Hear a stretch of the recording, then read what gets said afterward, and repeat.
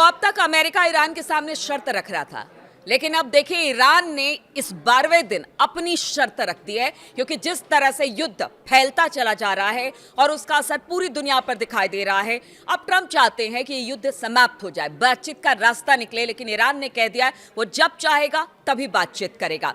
और उसने जो शर्तें रखी है वो क्या शर्त है आपको बताते हैं, जो ईरान की तरफ से सामने आई है या ईरान चाहता है कि इस पर अमेरिका रिस्पॉन्स दे। देखिए 3 शर्त है।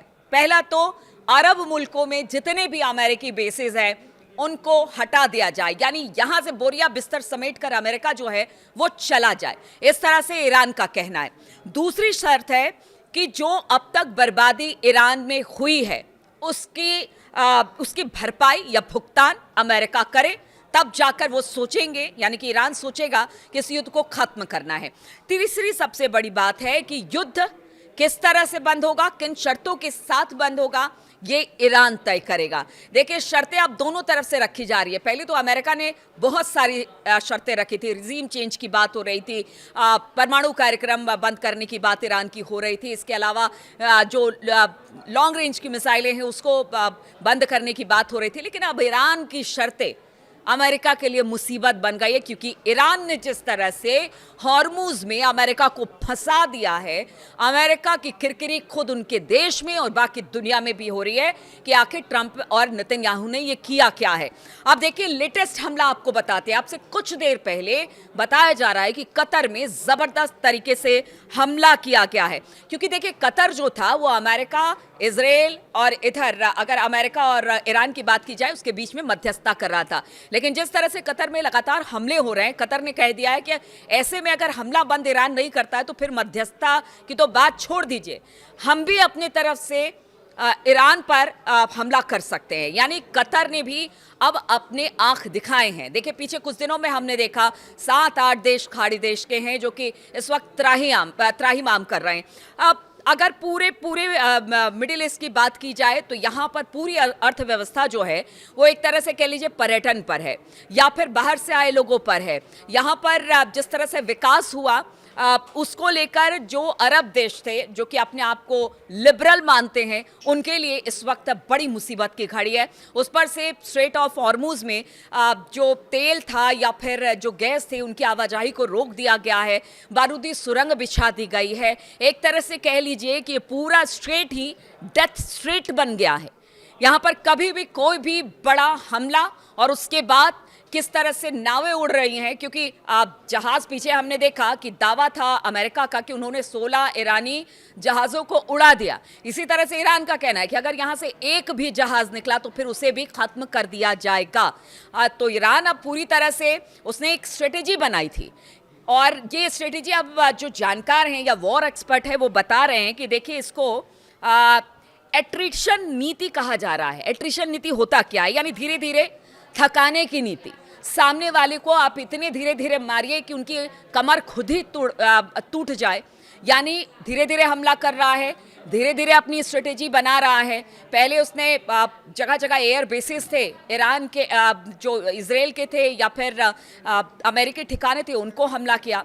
बाद में उसके बाद कहा जा रहा है कि चोक कर दिया गया है स्ट्रेट ऑफ हॉर्मूज को, उसको चोक कर दिया है। वहाँ से किसी तरह से तेल और गैस की आमद, वहाँ से जहाज़ नहीं निकल पा रहे हैं और उसका कहना है ये तब तक बंद रहेगा जब तक अमेरिका और इजराइल पीछे नहीं हटते हैं, तब तक इसे बंद किया जाएगा।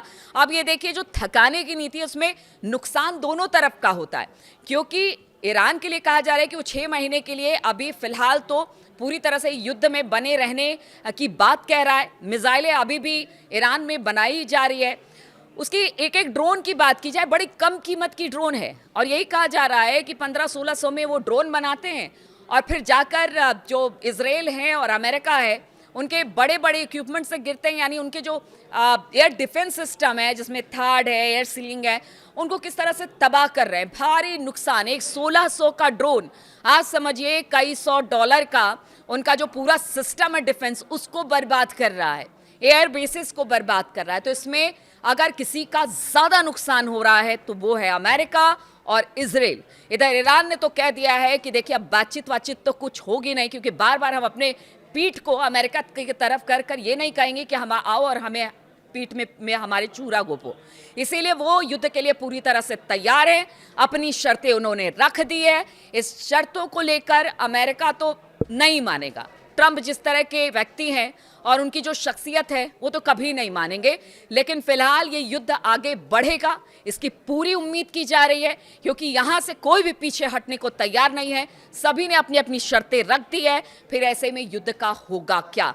हर रोज जब वीडियो बनाती हूं तो यही सवाल के साथ छोड़ के जाती हूं कि इस युद्ध का होगा क्या? आखिर कौन पीछे हटेगा? क्या ये युद्ध जल्दी खत्म होगा या फिर जिस तरह की आशंका है पूरी दुनिया में इस युद्ध को लेकर मंदी छाएगी? क्या कोई बीच का रास्ता निकलेगा? क्या दोनों या तीनों देश बैठकर कोई बीच का रास्ता निकालेंगे या फिर कहीं ना कहीं इससे पूरी दुनिया में एक तरह से कह लीजिए विनाश और मंदी का दौर शुरू होगा? और किस तरह से आगे ये युद्ध बढ़ता है, इसमें कौन कौन कूदता है? क्योंकि देखिए रूस की तरफ से भी तमाम फैसिलिटीज़ उपलब्ध कराई जा रही है ईरान को। उधर अमेरिका और पुतिन की बातचीत होती है, वो ये कहते हैं कि आप मध्यस्थता कीजिए, लेकिन दोनों अपनी अपनी बातों पर अड़े हुए हैं, अमेरिका भी और ईरान भी। अब ये देखना होगा कि आगे और किस तरह के हमले होते हैं, किस तरह के वार होते हैं। हम तो बस यही देखने के लिए बैठे हैं कि किसने किस पर कितनी मिसाइलें दागी या किसकी कौन सी जगह बर्बाद हुई। ये अपडेट लगातार हम आपको देते हैं, लेकिन हम तो यही चाहते हैं कि देखिए युद्ध समाप्त हो।